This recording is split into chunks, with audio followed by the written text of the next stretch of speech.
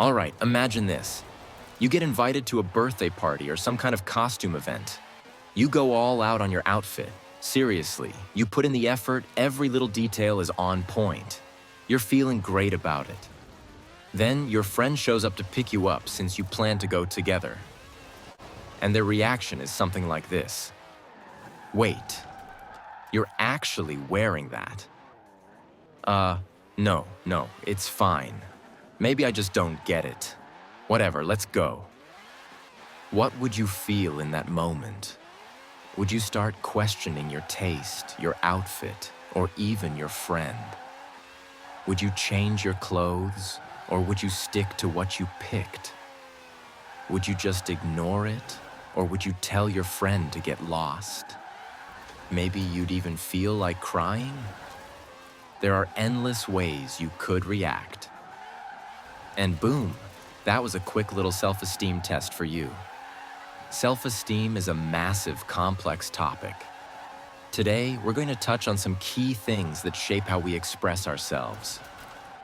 We'll talk about public opinion, the fear of judgment, and the invisible chains that hold us back when all we really want is to just be ourselves. By the way, welcome to my channel. My name's Natasha, I'm studying psychology, and here I share personal insights from my life and studies. If you're into content like this, feel free to subscribe and support me.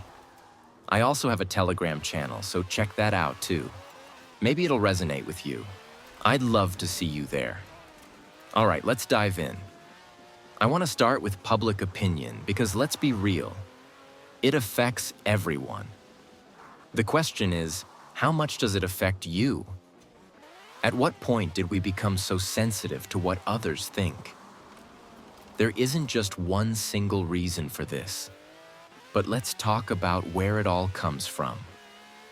When we were younger, getting approval from others was literally a matter of survival.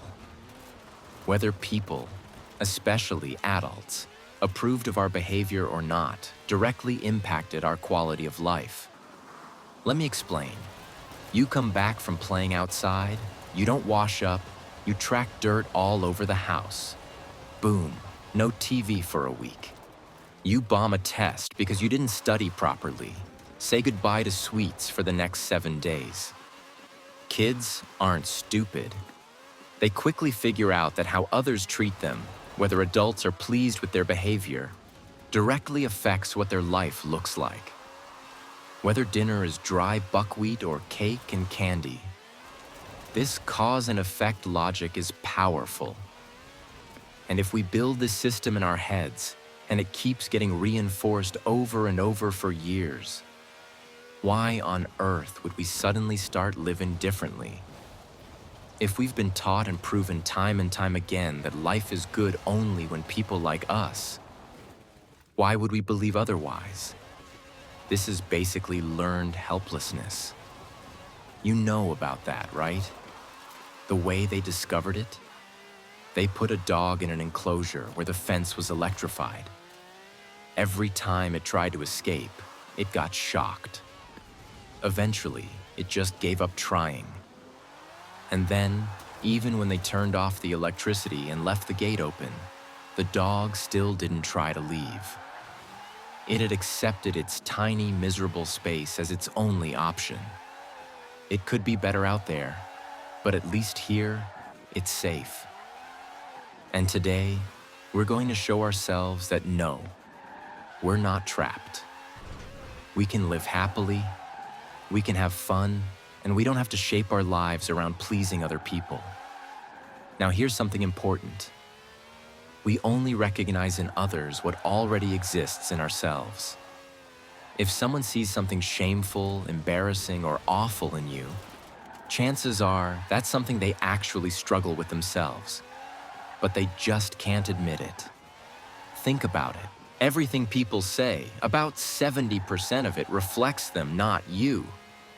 One person will see even your clumsiest, most awkward attempts and think, wow, at least they're trying, that's cool. Someone else will go, ugh, cringe. And here's the kicker. That second person, They'd never forgive themselves for even trying in the first place. There's no such thing as someone being super kind and gentle with themselves, while also being cruel and judgmental towards others.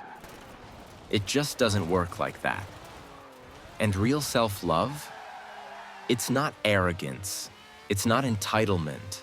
It's not acting like you can do whatever you want and yelling, "I'm the best, I love myself." True self-acceptance doesn't look like that. Since we're talking about how we process things, here's another truth. You can't be super open to compliments and praise while also being completely immune to criticism. It doesn't work like that. You're either sensitive to external opinions or you're not.